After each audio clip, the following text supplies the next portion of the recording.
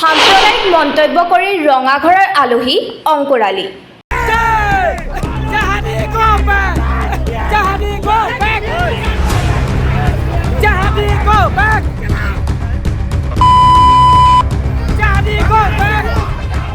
বৰ্তমান সোণাপুৰ আৰক্ষীৰ আলহী বৰ্ণিহাটৰ অংকুৰ আলী।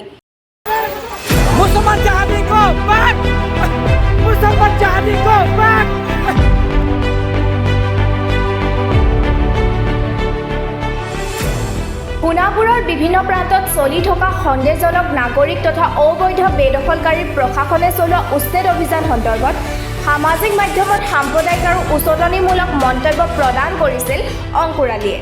ভাই বন্ধুক মানুহে মিয়া বুলি ধিক্কাৰ দি আছে, মাৰি আছে, হেৰেছমেণ্ট কৰি আছে। ঘৰে ঘৰে দাও কটাৰী ৰাখক, ঘৰে ঘৰে চাবল জাম্পল দাও ডেগাৰ ৰাখক ঘৰে ঘৰে। যেতিয়া আহিব সোমাই দিয়ক, যেতিয়াই আহিব লগ খতম। সামাজিক মাধ্যমত এই ভিডিঅ' ভাইৰেল হৈ পৰাৰ পাছতে স্থানীয় সচেতন ৰাইজে সোণাপুৰ আৰক্ষীৰ সহযোগিতাত নিশা আটক কৰিবলৈ সক্ষম হয় অংকুৰ আলী। সম্প্ৰতি এই সন্দৰ্ভত স্থানীয় ৰাইজে এক এজাহাৰ দাখিল কৰিছে। আনহাতে স্থানীয় ৰাইজৰ ভাষ্য অনুসৰি অসম মেঘালয় সীমান্তৱৰ্তী বৰ্ণিহাটৰ আমতলা অঞ্চল এতিয়া অপৰাধজনিত তথা অনৈতিক কাৰ্যকলাপৰ ঘাটি হৈ পৰিছে।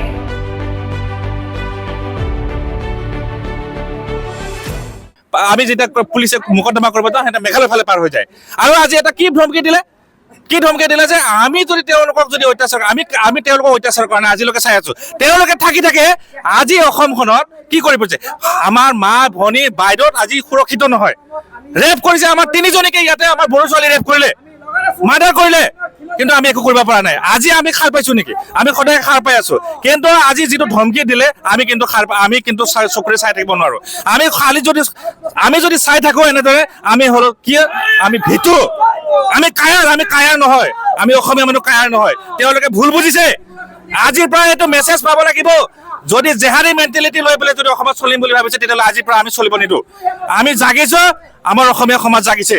আমি হিমন্ত বিশ্ব শৰ্মা ডাঙৰীয়াক ধন্যবাদ জ্ঞাপন কৰিছো, যাতে তেওঁ এই যিবিলাক জেহাদী আমাৰ সোণাপুৰ অঞ্চলত আছে, গোটেই অসমত আছে, তেওঁলোকক ইমিডিয়েটলি এৰেষ্ট কৰা বাদ দিয়ক। ডাইৰেক্ট আইডেণ্টিফাই কৰি ডাইৰেক্ট তাক শ্বুট আউট কৰক, তেতিয়াহে অসমখন ঠাণ্ডা হ'ব। নহ'লে কিন্তু অসম ঠাণ্ডা নহয়। নহ'লে অসমখন ধ্বংস যোৱাটো সময় নালাগে। প্ৰতিখন জাগা য'ত নেকি তেওঁলোকৰ এৰিয়া, তাত তেওঁলোকে আমাক অত্যাচাৰ কৰিব। আমি যাব নোৱাৰো। আজি অসমত এনেকুৱা জাগা আছে য'ত গ'লে আপোনাৰ ভয় লাগে। তাতে কিজানি এনেকুৱা লাগে আপোনাৰ বাংলাদেশৰ পাছপৰ্ট লৈ গ'লেহে কিজানি আপুনি বাচিব। বাংলাদেশ হৈ গৈছে। বাংলাদেশী জেহাদী ইয়াতে নচলিব। আমি খুদাই এৰি নিদিওঁ। কিন্তু এনেকুৱা ধৰণৰ অপাৰেশ্যন আমি চলাই থাকিম। আমাৰ ডেকা ল'ৰা, ডেকা সমাজ, যুৱ সমাজ আজি জাগিছে। আমি কিন্তু আমাৰ মা ভনীক কেনেকৈ সুৰক্ষিত কৰিব লাগে আমি নিশ্চয় জানো। আমাৰ অসমীয়া সমাজ জাগিব লাগিব, আৰু এই জেহাদীবিলাকক চিনি তেওঁলোকক তাতে শিক্ষা দিব লাগিব। শিক্ষা মানে এইটো নহয় যে আমাক আহি পেলাই এটেক কৰক। আজি আমাক সকলোৱে কৈছে যে তেওঁলোকক ডেগাৰ ভৰাই দিব। তাৰমানে কি, আমাৰ জেগাত থাকে আমাক ডেগাৰ ভৰাব? আমি কি কাপুৰুষ? আমি কোনো কাপুৰুষ নহয়। কিন্তু এই জেহাদ ইয়াত নচলিব। জেহাদ য'ত চলাব মন চাই চলাওক, কিন্তু সোণাপুৰ অঞ্চলত যদি জেহাদ চলোৱা দেখা যায়, যদি ডেগাৰ তেনেকুৱা যদি কয়, আমিও ডেগাৰ সোমাবৰ কাৰণে সাজু।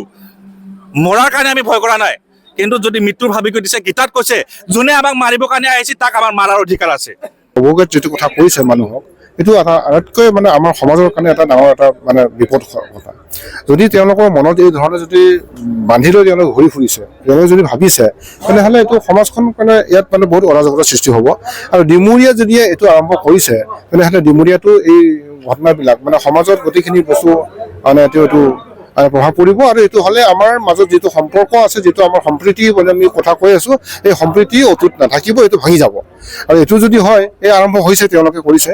এতিয়া তাত আমাৰ এই যিসকলক আমি সন্দেহ কৰিছোঁ, যিসকল মানুহ ইয়াত বেলেগৰ পৰা আহি পেলাই প্ৰব্ৰজন হৈ পেলাই ইয়াত আহিছে, তেওঁলোকে উচ্ছেদৰ কথাটো আমি চৰকাৰক দাবী জনাই। চৰকাৰে উচ্ছেদ দাবী আৰম্ভ কৰিছে।